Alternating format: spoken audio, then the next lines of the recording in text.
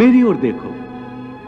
यदि मैं भी तटस्थ होकर निष्क्रिय हो जाऊं, न्याय का समर्थन ना करूं, अन्याय का प्रतिरोध न करूं, तो लोग मेरा अनुसरण करके निष्क्रिय हो जाएंगे, कर्म का त्याग करेंगे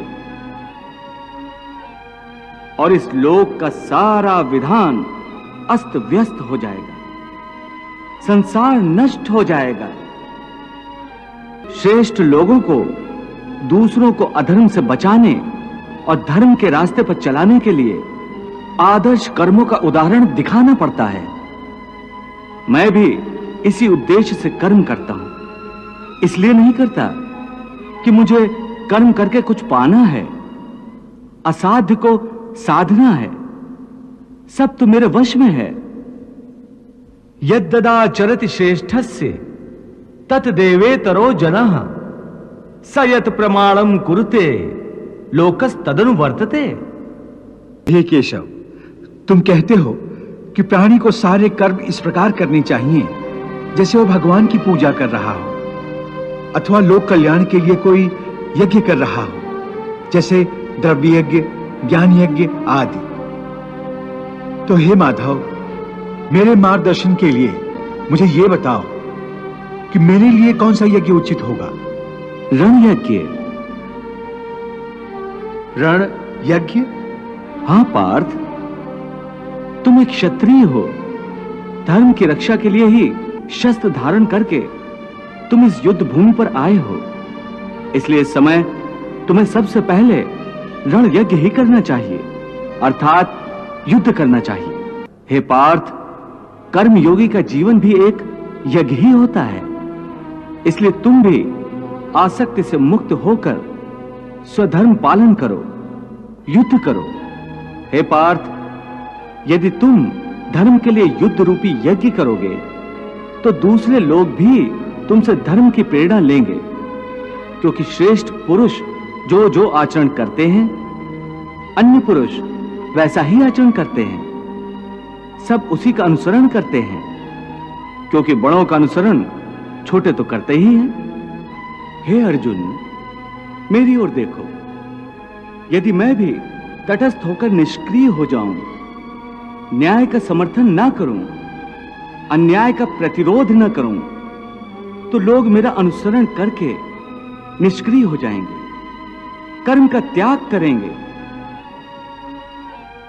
और इस लोक का सारा विधान अस्त व्यस्त हो जाएगा, संसार नष्ट हो जाएगा। इसीलिए श्रेष्ठ लोगों को दूसरों को अधर्म से बचाने और धर्म के रास्ते पर चलाने के लिए आदर्श कर्मों का उदाहरण दिखाना पड़ता है। मैं भी इसी उद्देश्य से कर्म करता हूं। इसलिए नहीं करता कि मुझे कर्म करके कुछ पाना है, असाध्य को साधना है। सब तो मेरे वश में है। यद्ददाचरति श्रेष्ठस्य तत्देवेतरो जनः स यत् प्रमाणं कुरुते लोकस्तदनुवर्तते। न मे पार्थास्ति कर्तव्यं त्रिषु लोकेषु किंचन नान्वाप्तमवाप्तव्यं वर्त एव च कर्मणि।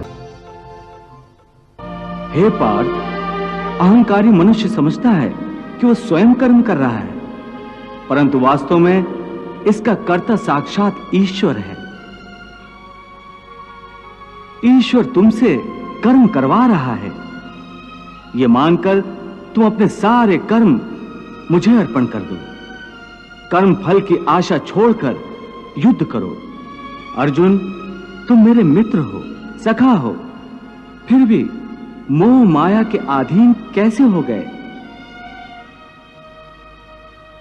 याद रखो पार्थ कि अधर्म का साथ देने वालों का विनाश अधर्मियों की तरह ही होता है, और जो तुम्हारी तरह धर्म के मार्ग से हट जाता है और धर्म पर चलने वालों का साथ नहीं देता, वो अनजाने में अधर्म का ही साथ देता है, अधर्मियों की सहायता करता है।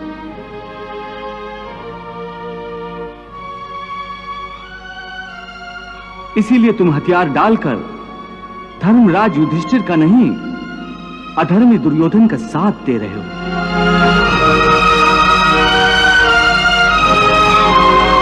हे अर्जुन, तुम महात्मा हो, महात्मा जो दूसरों के लिए जीते और दूसरों के लिए मरते हैं।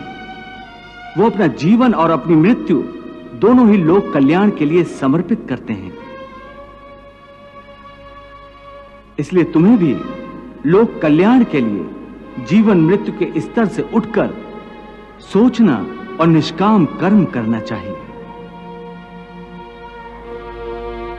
हे अर्जुन, जीवन देने वाला और लेने वाला मैं हूं, जन्म भी मैं हूं।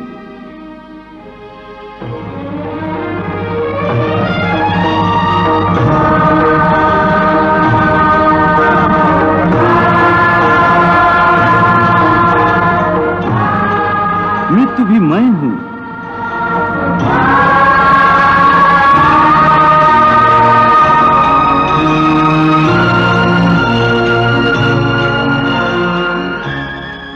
हे अर्जुन, जो अज्ञानी मेरी निंदा करते हैं, मेरे बताए हुए कर्म योग को नहीं अपनाते, वो नष्ट हो जाते हैं।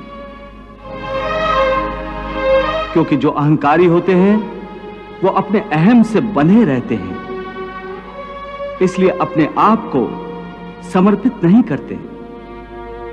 समर्पण का अर्थ है अपने आप को, अपने संपूर्ण अहम को प्रभु के चरणों में विलीन कर देना।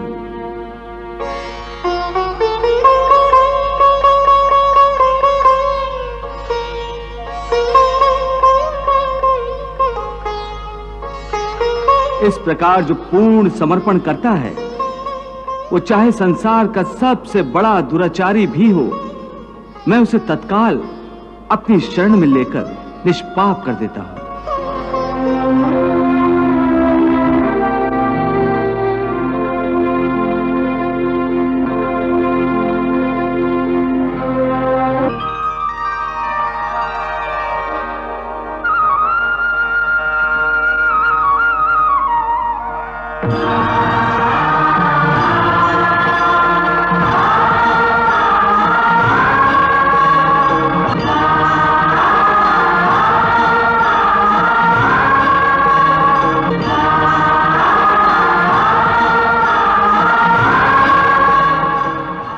वाह प्रभु वाह।